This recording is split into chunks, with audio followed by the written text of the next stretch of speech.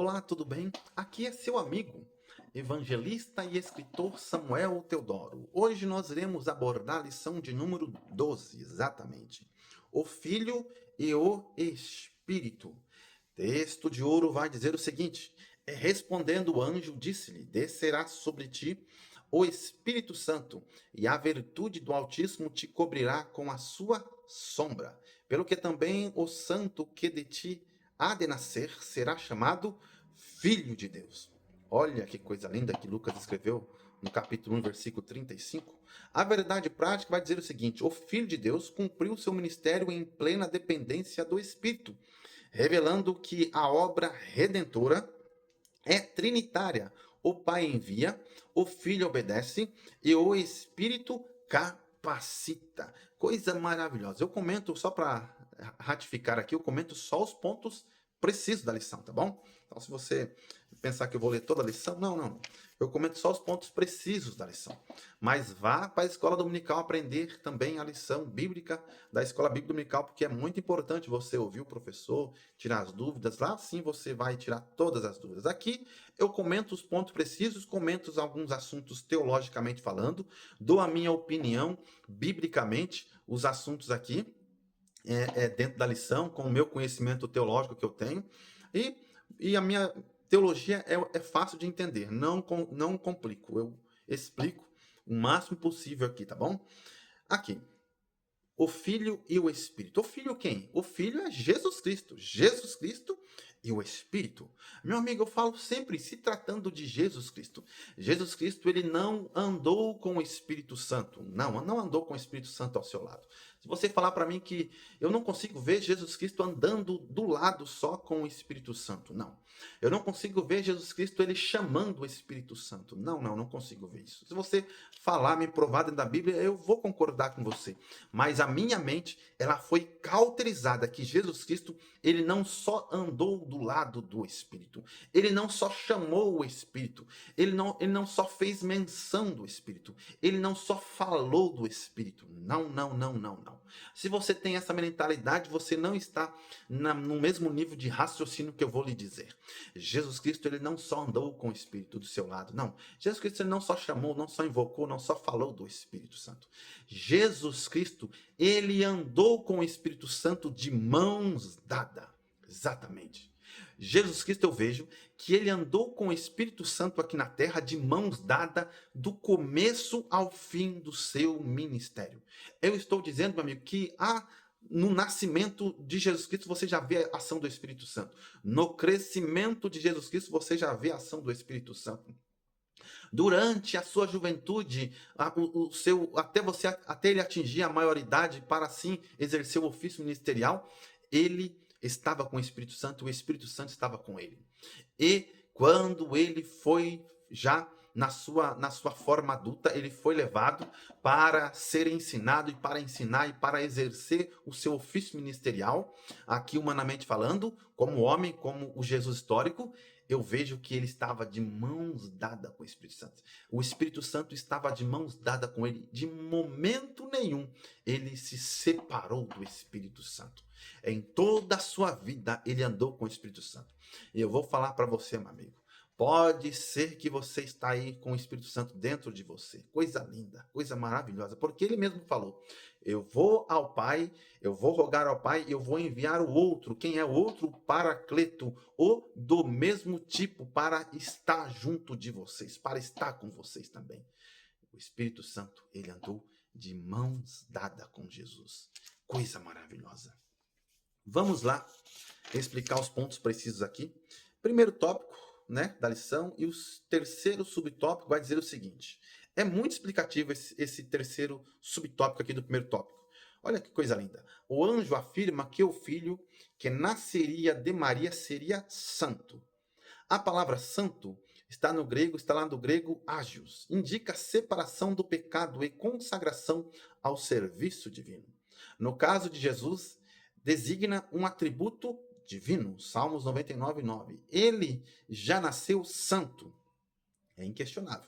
Assumiu a carne, mas não o pecado. Assumiu a carne, carne, essa carne que você está aí, exatamente, você está andando, falando aí, exatamente. Mas não com pecado, mas ele não tinha o sangue adâmico. Oh, não tinha, não, não. O sangue adâmico pecaminoso, ele não tinha. O sangue 100% adâmico, ele não tinha. Por quê? Porque já começa que ele foi concebido através da ação sobrenatural, miraculosa. Algo até então que não vai ter, não tinha e nunca mais vai ter. Só Jesus. A ação e a ejaculação, e a melhor dizendo, a fecundação foi na ação do Espírito Santo. Olha aí, já começa coisa tomada por fé. Então, não tem. Ele é o segundo Adão, obediente e justo. Sim, o segundo Adão, mas não o Adão carnal pecaminoso. Não, não, não. A santidade do Filho é a base de nossa redenção, justificação e santificação. Somente ele foi capaz de cumprir a lei, só ele, e de oferecer-se como sacrifício perfeito. Assim como Jesus foi concebido pelo Espírito, os crentes também nascem espiritualmente pelo mesmo Espírito, que nos santifica à imagem do Filho. Exatamente, mas para todos aqueles que aceitaram Jesus Cristo, para todos aqueles que vivem uma vida separada, de renúncia, de separação das coisas carnais, do pecado. Muito bem. Esse sim, eles podem receber. Olha aí. Ele pode ter esse mesmo Espírito que nos santifica a imagem do Filho de Deus. Assim, Jesus foi concebido pelo Espírito. Os crentes também nascem espiritualmente. Nascem quando? Quando recebem Ele como seu único e suficiente Salvador da sua vida. Né? Então, meu amigo, não se engana, não pensa que Jesus ele nasceu numa conjunção carnal de José e Maria. Não, não, não é isso. Jesus nasceu de uma forma miraculosa. Ele não era um 100% Adão, não, porque a Bíblia mesmo fala que ele era 100% Deus e 100% homem. Ele era um 100% Adão na forma humana de falar, mas Adão não era Deus. As pessoas dizem assim, mas Adão ia viver 900 mil anos, 1 milhão de anos. Será? Está escrito isso na Bíblia? A Bíblia está falando isso? Adão ia viver eternamente. Será? Está escrito isso na Bíblia? A Bíblia está falando isso? Não está falando. O único que, com certeza, esse sim é eterno, é Deus Pai, é Deus Filho e Deus Espírito Santo. O restante, meu amigo, tem começo. Todos os demais têm começo. Jesus não tem começo, não tem fim. Jesus é eterno, ele sim é eterno. Então, meu amigo, ele não tem como você quantificar, colocar na mesma posição ali, do mesmo jeito. Olha, eu estou olhando eu estou olhando você e eu comparar com Jesus Cristo. Eu falo que é até uma ofensa, é um tapa na cara de Jesus Cristo aqui, usando a força de linguagem aqui, de expressão. É um tapa, por quê? Porque não tem como eu comparar eu com Jesus Cristo, você com Jesus Cristo. Claro que não, pelo amor de Deus. Primeiro que nós somos criatura. Jesus é criador. Tem gente que fala, nós somos igual a Jesus. Nós seremos como ele é. Meu amigo, tira isso da sua cabeça. Se você fala, quando eu chegar no céu, eu vou ser igual a Jesus. Não vai ser nunca igual a Jesus. Jesus sempre será criador, você sempre será criatura. Eu sempre serei dependente. Jesus sempre, ele é independente. Ele sim é autônomo. Nós somos dependentes, nós somos carentes. Mas depois que nós somos glorificados com nosso corpo, nós não vamos ser igual a Jesus? Igual a Jesus, não. Não, não. Então não tem graça. Então, não sei qual Bíblia que nós estamos estudando. Por quê? Porque não vamos ser iguais a Jesus, não. Tem até um hino que nós seremos como ele. Nossa, Deus. Eu fico olhando alguns hinos que foge totalmente das escrituras. E eu fico com as escrituras. Eu não fico com a iluminação de um cantor, porque eu também já escrevi hinos. E eu, depois que eu escrevi os hinos, eu olho para a escritura e falo: será que está batendo com a Bíblia? Não está ferindo nada. Então vou continuar. Mas se bater alguma coisa em contradição com a Bíblia, eu fico com a Bíblia. Certamente, pode ter certeza que eu vou ficar com a Bíblia. Eu vou respeitar, vou amar o cantor, vou amar a pessoa dele, porque isso nós temos que fazer, devemos amar uns aos outros. Mas ir contra a palavra de Deus, isso aí, em sã consciência, nunca. Segundo tópico, e o primeiro subtópico do segundo tópico vai dizer o seguinte: ao assegurar que o Verbo se fez carne, a Escritura revela o ministério do Filho. João capítulo 1, versículo 14. Porém, o verbo não começou a existir em Maria, pois ele é eterno, anterior à criação, coigual com o Pai e o Espírito. João 1, do 1 ao 3. Isso indica que, na plenitude dos tempos, o verbo assumiu a natureza humana, sem deixar de ser Deus. Vou repetir. O verbo assumiu a natureza humana sem deixar de ser Deus. Parei. Não preciso nem falar mais nada, né? Acabei de falar aqui do assunto. Agora o terceiro subtópico do segundo tópico vai dizer o seguinte: no deserto, pelo Espírito, venceu a tentação como o novo Adão. Um novo Adão, não igual Adão, um novo Adão. A unção do Espírito sustentou seu ministério. Vou repetir. A unção do Espírito sustentou o seu ministério. Jesus, ele não andou perto do Espírito Santo, não. Jesus, ele não invocou a pessoa do Espírito Santo somente, não. Jesus, ele não só falou do Espírito Santo, não. Jesus, na minha mente, eu tenho isso já e não tem como tirar. Jesus, ele andou de mãos dadas com o Espírito Santo. Quem olhava Jesus já sabia. Jesus, ele estava cheio do Espírito Santo. Em todos os momentos da sua vida, ele estava de mãos dadas com o Espírito Santo. Olha que coisa linda aqui no terceiro tópico e no segundo subtópico. Olha que coisa linda. Assim, toda obra genuína do Espírito é profundamente cristocêntrica. Vou repetir.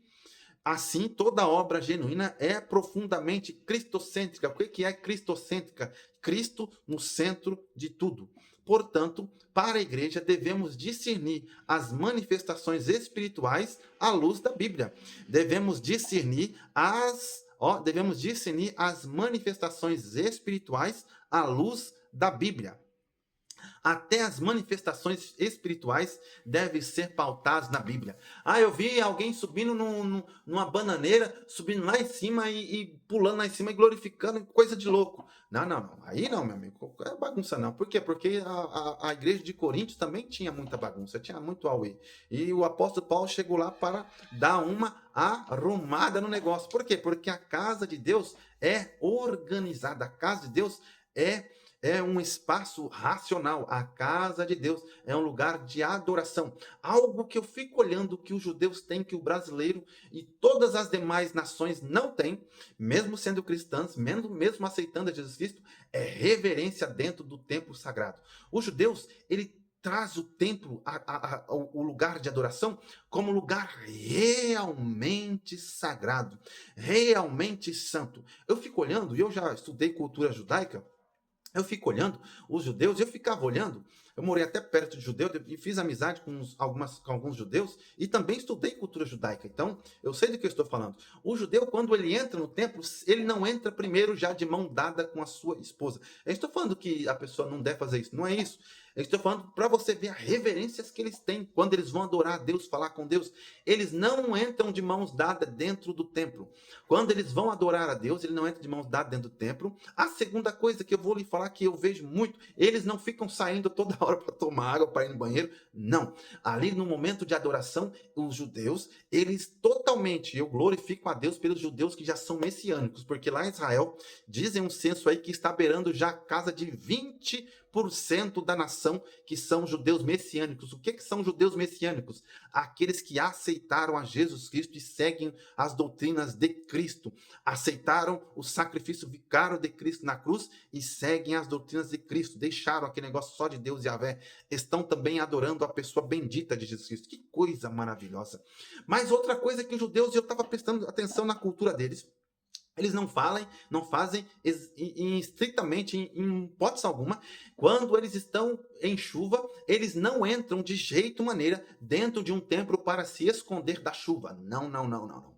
Se for uma tempestade, tiver caindo granizo, chuva, raio, eles passam pelo templo, eles vão se esconder em outro lugar. Mas no templo eles não entram. Eles têm a casa de Deus como lugar sagrado. Muito bem. Outra coisa que eles também não fazem, estritamente não fazem, é ofertar, é demonstrar afeto, amor para um ente querido, para o seu cônjuge, dentro do templo, eles não fazem isso. Por quê? Porque todo o amor que eles externam dentro do templo é exclusivamente para a pessoa de Jesus Cristo. Olha que coisa em suma, suma assim, de outro planeta que eu estou falando aqui. Todo o amor que eles externam dentro do templo é para a pessoa bendita de Jesus Cristo, para aqueles judeus messiânicos que já aceitaram Jesus Cristo. Sim, todo amor é para Jesus Cristo. Eles não ofertam amor, eles não cantam música ofertando amor para alguém, eles não pregam para não, não, não, não.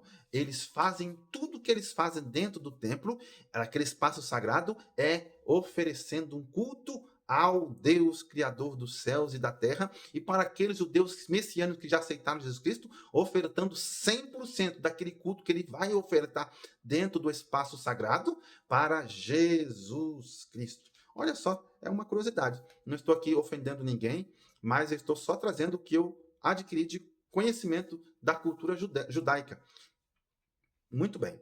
A conclusão vai dizer o seguinte: reiteramos que a redenção é uma obra trinitária. Reiteramos que a redenção o quê? Redenção da cruz do Calvário. É uma obra, aquele ato que Jesus fez na cruz do Calvário, é uma obra trinitária. Por que trinitária? Deus Pai, Deus Filho e Deus Espírito Santo, que revela a perfeita unidade e cooperação entre as pessoas divinas. O Filho, embora sendo Deus, submeteu-se ao Pai e agiu no poder do Espírito. Ao contemplarmos essa harmonia divina, somos convidados a uma resposta de fé genuína em Cristo, submissão voluntária à vontade do Pai e obediência perseverante à direção do Espírito Santo em nosso viver diário. Coisa linda e maravilhosa é nós falarmos da pessoa bendita, salvífica, exclusiva e única de Jesus Cristo. Coisa maravilhosa, meu amigo. Faça isso com a sua vida também, meu amigo. Procura sempre não dar só bom dia ao Espírito Santo, não dar só boa tarde ao Espírito Santo e não dar só boa noite ao Espírito Santo. O que é bom dia? Levantei e orei. Comi, no almoço orei, na janta orei, dormi, orei. Não, não. Tenta fazer, porque igual você não vai fazer nunca. Igual Jesus você também nunca vai ser. Nem tenta ser, porque não vai ser. Eu trouxe duas figuras aqui na aula anterior, falando sobre duas figuras que não vejo que existe na Terra, que foi o profeta da Bíblia, Moisés, o profeta da Bíblia, Elias. Agora você imagina eu comparar um ser humano com Jesus Cristo. Aí eu estou menosprezando a pessoa bendita de Jesus Cristo. Mas seja no seu exemplo. Ande de mãos dadas com o Espírito Santo. Que Deus te abençoe em nome de Jesus.